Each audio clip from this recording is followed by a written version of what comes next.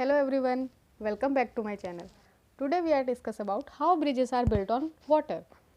So as we know कि bridges हमारी life का एक बहुत इम्पोर्टेंट पार्ट है बिकॉज अगर ब्रिजेस नहीं होते तो कई गांव शहर एक दूसरे से जुड़े नहीं होते.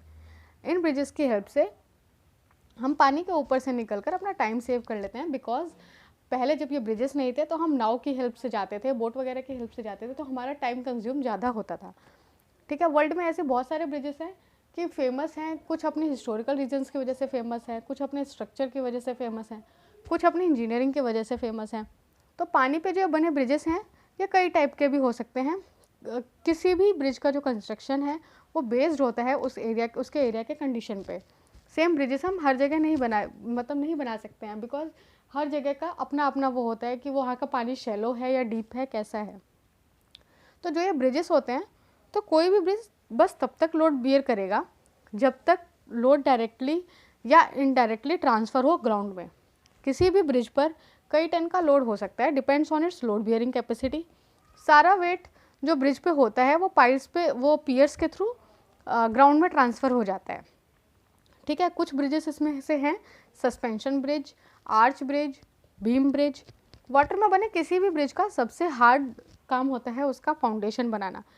बिकॉज जो नॉर्मल ग्राउंड होता है, जैसे हम घर बनाते हैं या कोई भी बिल्डिंग बनाते हैं, नॉर्मल ग्राउंड पे हमें इजी पड़ता है फाउंडेशन बनाना. हम पानी के अंदर फाउंडेशन कैसे बनाएंगे, तो सबसे हार्ड काम उसका ये होता है कि उसका फाउंडेशन बनाना. और फाउंडेशन बहुत स्ट्रांग होना ज़रूरी है बिकॉज एट लास्ट उसी पे सारा का सारा लोड डिपेंड करता है.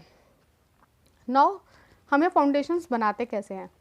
तो ब्रिजेस बनाने से पहले क्या होता है ना, इंजीनियर्स एक प्लान रेडी कर लेते हैं और ये सब इन्फॉर्मेशन रिकॉर्ड कर लेते हैं, जैसे कि अंडर वाटर सॉइल कैसी है, लोड बियरिंग कैसा है, ठीक है, ब्रिज का लोड कैसा है, load of vehicles on bridge कैसा है, मैक्सिमम और मिनिमम डेप्थ कितनी है वाटर की.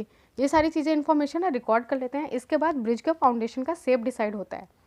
ये या तो सर्कुलर या स्क्वायर शेप का नॉर्मली होता है और इसको कॉफर डैम के थ्रू बनाया जाता है. तो कॉफर डैम क्या कहते हैं, जहाँ पे शेलो डेप्थ होता है या रिवर्स पर बनाए जाते हैं ना, तो कॉफर डैम का यूज़ होता है. लेकिन समुद्र वगैरह में हम कॉफर डैम का यूज़ नहीं कर पाते क्योंकि वहाँ पर डीप डेप्थ होती है वाटर की, तो इसीलिए वहाँ पे हमें ये हमारे कॉफर डैम यूज़ में नहीं आ पाता.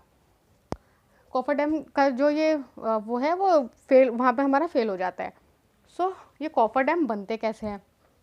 इसको बनाने के लिए ना स्टील के लॉन्ग पीसेस होते हैं, एक स्ट्रक्चर पे फिक्स कर दिए जाते हैं और उसको पानी के अंदर डाल दिया जाता है with the help of machine. After that with the help of motor और पंप कॉफर डैम के अंदर का सारा पानी बाहर निकाल दिया जाता है और फिर वहाँ पिलर बनाने के लिए काम स्टार्ट हो जाता है. ठीक है, जैसे जैसे पिलर बनता है वैसे वैसे उस पर रोड बनती चली जाती है. बट इस तरह हर जगह से काम नहीं किया जा सकता, जैसे कि अभी बोला था पहले, बिकॉज अगर पानी बहुत गहरा है या जैसे किसी समुद्र पर बनाना है आपको, तो वहाँ पे हम कॉफर डैम डाल के काम नहीं कर सकते हैं. तो इसके लिए क्या कर सकते हैं, समुद्र में बीम बनाना है तो ये कॉफर डैम यूज़ में नहीं आ सकता.